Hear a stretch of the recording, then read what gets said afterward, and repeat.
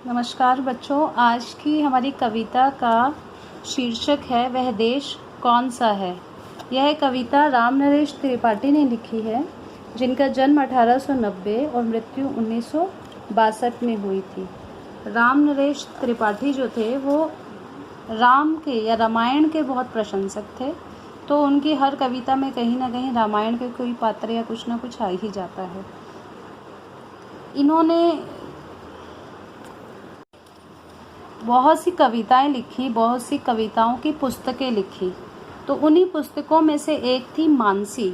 मानसी में यह कविता आती है वह देश कौन सा है। और यह कविता लिखने का समय रहा 1927, मतलब वह समय जब हमारा देश गुलाम था, हम आज़ाद भी नहीं हुए थे। तो यह कविता लिखने का भाव क्या रहा होगा, ये तो इसी से समझ आता है।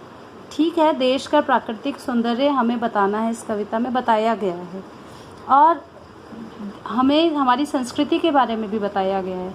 साथ ही लोगों में देश प्रेम जागृत करने की भावना भी इस कविता में है।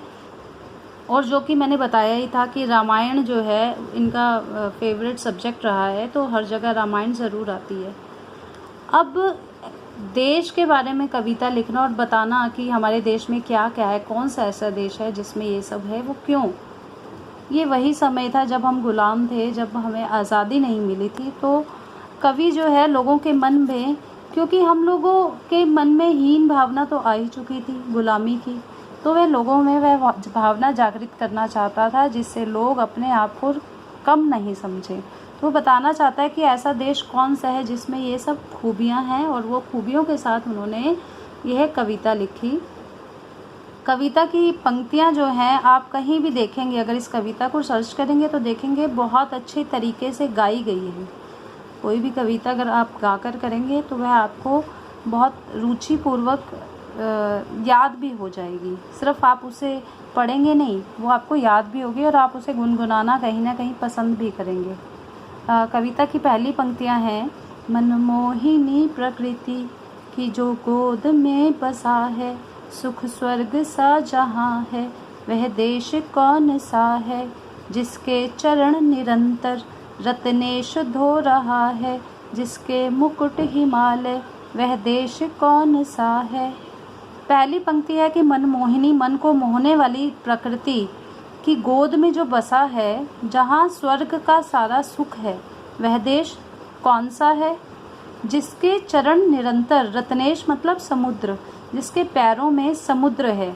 कन्याकुमारी को अगर हम एक पिक्चर बनाए ना भारत के सामने, तो सिर कश्मीर है और चरण कन्याकुमारी है, पैर वहाँ हैं, तो उसके पैरों में समुद्र है। और सिर मैंने पहले बोला था कि कश्मीर है, और जिसके मुकुट पर हिमालय, और उसके आगे क्या है, हिमालय है। तो वह देश कौन सा है। नदियाँ जहाँ सुधा की धारा बहा रही हैं, सींचा हुआ सलोना, वह देश कौन सा है, जिसके बड़े रसीले फल कंद नाज मेवे, सब अंगने सजे हैं, वह देश कौन सा है। नदियाँ जहाँ सुधा बोलते हैं अमृत को, और हम सब जानते हैं, हम कहते हैं कि गंगा जो है वो अमृत प्रदान करती है। तो ऐसी नदियाँ कहाँ बह रही हैं, और जिनके सींचने से यह देश भी तरक्की कर रहा है, उपजाऊ हो जाती है हमारी धरती, और जहाँ फिर क्या उगते हैं, रसीले फल, कंद मतलब सब्जियाँ, नाज मतलब अनाज, और मेवे, सब अंगने में सजे हैं, जिसके आंगन में यह सब सजा हुआ है, ऐसा देश कौन सा है। जिसके सुगंध वाले सुंदर प्रसून प्यारे, दिन रात हंस रहे हैं, वह देश कौन सा है। इसमें प्रसून का मतलब है फूल, फ्लावर्स जो आप बोलते हैं। तो सुंदर सुगंध वाले जिसमें फूल हैं, और दिन रात वो हंस रहे हैं, लोगों में खुशियाँ बिखेर रहे हैं, जिसके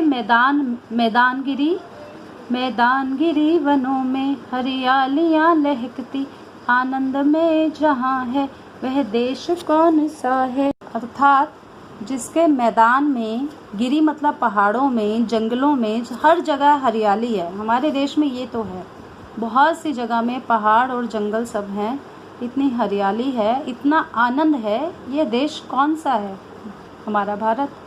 जिसके अनंत धन से धरती भरी पड़ी है। संसार का शिरोमणि वह देश कौन सा है।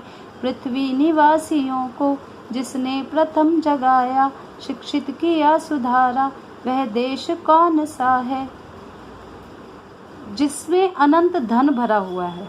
भरा तो था, लेकिन अब क्या है, अब संस्कारों का ही रह गया था। जिस समय की ये बात की जा रही है, जो ज्ञान में संसार का शिरोमणि है, जिसको नॉलेज जो थी दुनिया में सबसे पहले इंडिया में ही आया था। ज्ञान, शिक्षा, यहाँ की यूनिवर्सिटीज़, जितना यहाँ पर लोग पढ़े लिखे थे, आश्रम में पढ़ना या वेद पढ़ना या पुस्तकें पढ़ना, इतना संसार में कहीं भी नहीं था।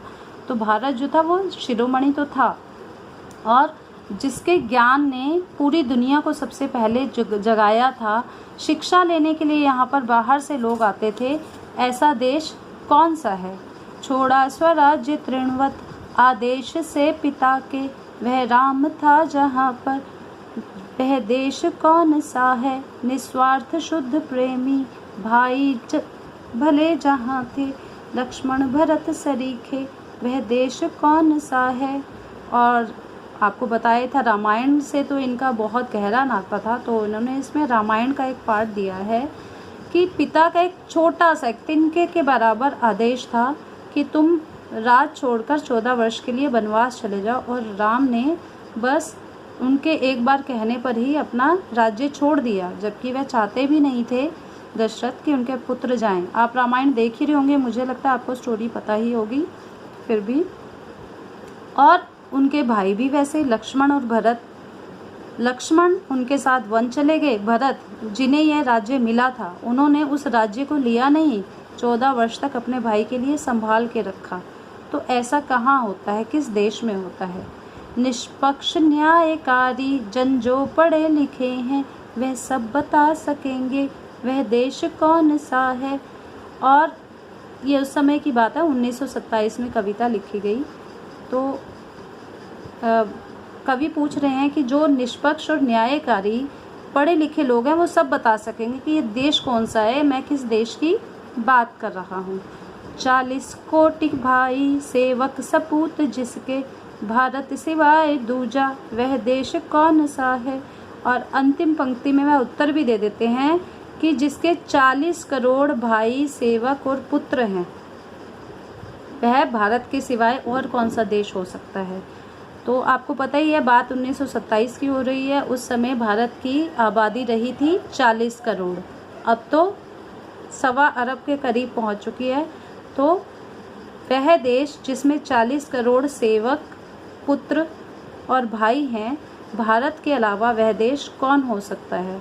यह कविता जब लिखी गई थी तो लोगों के मन में भारत के प्रति, अपने देश के प्रति देश प्रेम की भावना और गर्व की भावना जागृत करना था।